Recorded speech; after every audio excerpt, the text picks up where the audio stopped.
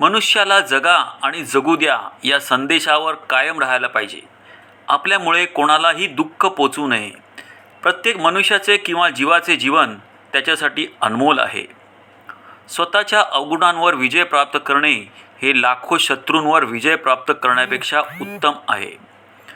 प्रत्येकासाठी दयेचा भाव ठेवला तर त्याने राग आणि घृणेचा नाश होतो. क्रोध नेहमी अधिक जास्त क्रोधाला जन्म देत राहतो आणि क्षमा व प्रेम अधिक जास्त क्षमेला आणि प्रेमाला जन्म देते. शांतता आणि आत्मसंयम यालाच अहिंसा आपण म्हणू शकतो. प्रत्येक आत्मा, प्रत्येक जीव स्वतंत्र आहे.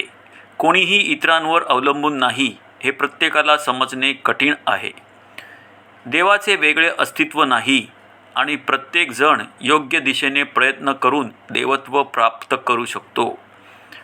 प्रत्येक आत्मा स्वतःमध्ये सर्वज्ञ आणि आनंदी असतो. आपले सुख बाहेरून येत नाही. प्रत्येक जीवित प्राण्यासाठी करुणा ठेवायला पाहिजे. द्वेष आपल्याला विनाशाकडे घेऊन जात असतो. जगातील सर्व सजीवांबद्दल आदर असणे म्हणजे अहिंसा आहे. जगातील सर्व मानव त्यांच्या स्वतःच्या चुकांमुळे दुःखी होत असतात आणि स्वतःचे दोष सुधारून ते आनंदी होऊ शकतात. अहिंसा हा जगातील सर्वात मोठा धर्म आहे. एका जळणाऱ्या जंगलाच्या मध्यभागी एक व्यक्ती उंच झाडावर बसलेला आहे.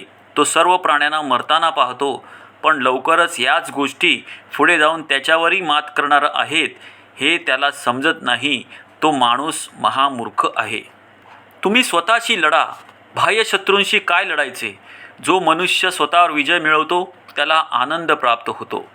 आपल्या आत्म्याशिवाय आपला दुसरा कोणी शत्रू नाही. वास्तविक शत्रू आपल्या आतमध्ये राहतो.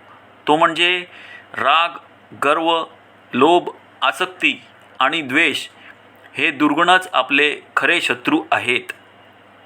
इतर 10 लाख शत्रूंवर विजय मिळवण्यापेक्षा स्वतःवर विजय मिळवणे अधिक चांगले. जर एखाद्याला असे वाटत असेल की तुम्ही धगधगता लाल रॉड आपल्या हातात पकडावा तर तुम्ही तो पकडू शकता का?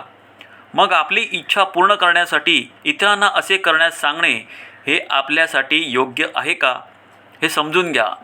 आपण इतरांच्या शब्दांनी आणि कृतीतून आपल्या शरीरावर किंवा मनावर होणारी वेदना सहन करू शकत नाही, तर आपल्या शब्दांनी आणि कृतीतून इतरांसोबत असे करण्याचा आपल्याला काय अधिकार आहे?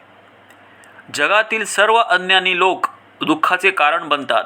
गोंधळून गेल्यावर ते या चिरंतर जगात दुःख उत्पन्न करतात आणि त्याचे पुनरुत्थान करतात.